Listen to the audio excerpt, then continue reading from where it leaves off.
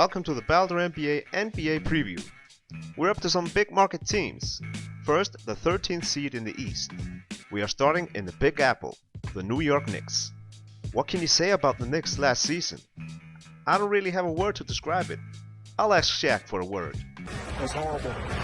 No, you know what that is? That's awful. That's horrible and awful mixed together. Awful. The Knicks finished the season with 17 wins and 65 losses.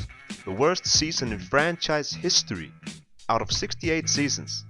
Most people were expecting them to fight for a playoff spot, but no. The Knicks had their best days in the early 70s when they got 2 championships. Last one coming in 1973, back when they had Willis Reed, Walt Frazier, Earl Monroe and Dave DeBusschere. 42 years since New York has seen an NBA title. Let's take a look at what the Knicks did this summer. A lot of new faces. The Knicks drafted Kristaps Porzingis at number 4 to mixed reactions amongst the Knicks fans. At 19, the Knicks drafted Jerian Grant, son of former NBA player Harvey Grant. Other players they got were Robin Lopez, Aaron Aflalo, Kevin Serafin, Derek Williams and Sasha Vujacic. Players that left were Andrea Bargnani, Tim Hardaway, Jason Smith, Cole Aldridge, Quincy Acey, Shane Larkin and Alexei Shved. No big moves really. What sticks out is probably drafting Porzingis and getting Aflalo and Lopez. On to the team rotation. Here's how the rotation might possibly look like. Robin Lopez in the middle, not as good as his twin brother Brook, but a nice big guy. He'll show up and hustle on defense. Then you got Derek Williams, never really lived up to being the second pick in the draft. Not sold on him. If Porzingis plays well, he might get the starting job from Derek. Kristaps is probably a year or 2 away from making an impact. The kid is only 19. I heard he had grown this summer, that he's a good 7'2.5" in shoes.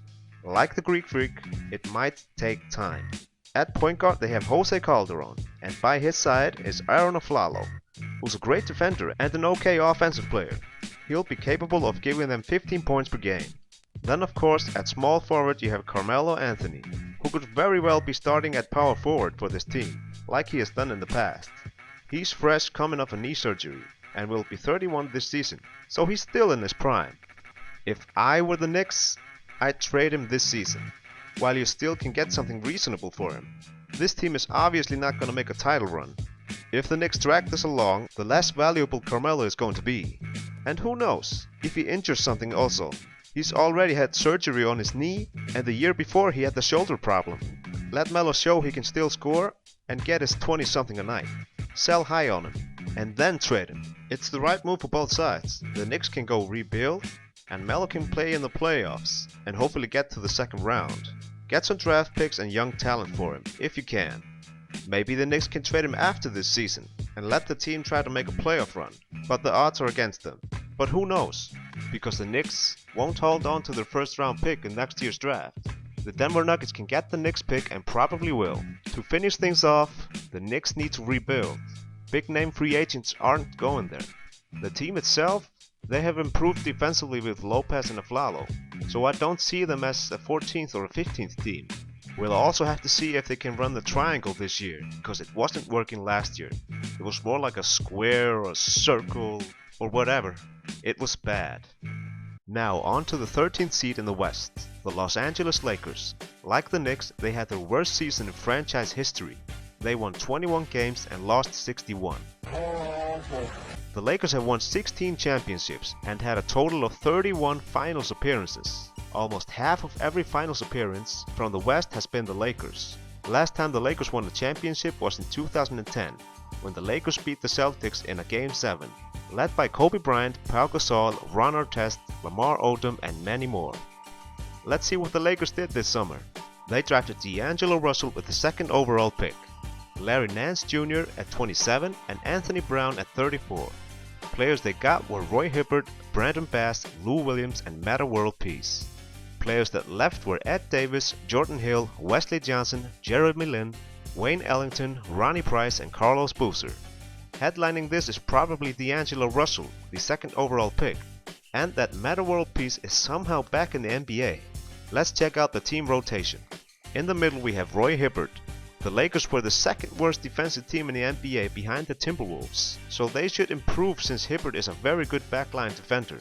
Plus Roy is on his last year of his contract, so he's eager to prove that he is worth another big contract. I think he'll do good in LA.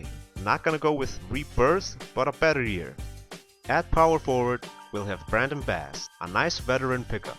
A 12 points, 7 rebounds a game kinda guy. We will have to see where Julius Randle is at the start of the season, after last season's injury. He may take the starting job from Bass, sooner rather than later. We haven't really seen Randle play in the NBA, so unlucky getting injured in his first career game, and with a serious injury. Bass will be a nice mentor for him. At small forward we have Swaggy P, who might be coming off the bench, because there have been talks about Kobe starting at small forward, with Jordan Clarkson and D'Angelo Russell at the guard spots. But I don't know if those are set in stone or what, but D'Angelo will most likely start on the bench until he proves himself. D'Angelo is a nice player, good court vision and great decision making ability. Didn't play particularly well in the summer league, but he has time to prove himself. At point guard, to start off they have Jordan Clarkson, who was a nice surprise for the Lakers last season. By his side, Kobe Bryant, who may be in his last season in the NBA. Let's just hope he gets through the season healthy. I don't see him playing for another team. You always see the media try to make a story about him playing somewhere else. Nope, can't see it. It would be a great ending for him to finish off his season healthy, and then go with Team USA to the 2016 Olympics, win gold and retire. He has said he wants to earn the spot, but I think it will be easier for him to get in than others. Best thing for him would be to play less than 30 minutes a game this season, preferably 20 to 25 minutes and rest on back-to-backs, just for him to stay healthy. We'll have to wait and see how he feels about that. Then Lou Williams, the reigning 6th man of the year, will come off the bench for a scoring punch, like he has done his entire career. So it's safe to say the Lakers have improved a bit. I'm just afraid for them defensively.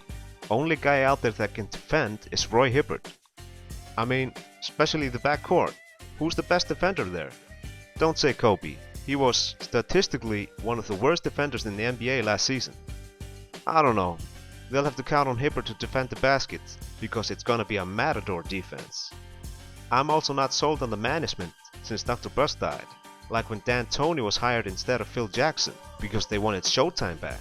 Then you also have a management and a coach who don't believe in shooting threes, that they rather want the old school mid-range shot.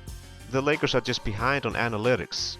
Most NBA teams use a lot of analytics. Now I know analytics aren't everything, but stepping back a few feet to get an extra point and space the floor inside, that just makes more sense. I think that's a part of why they've had the hard time getting big name free agents. That along with guys not wanting to play with Kobe. To finish things off, the Lakers will probably have eyes on the playoffs, but I'll highly doubt they'll make it. They can't really tank because their first round pick is only top 3 protected, so even if they got the worst record, they could still end up with the 4th pick, and therefore lose the pick to the Sixers.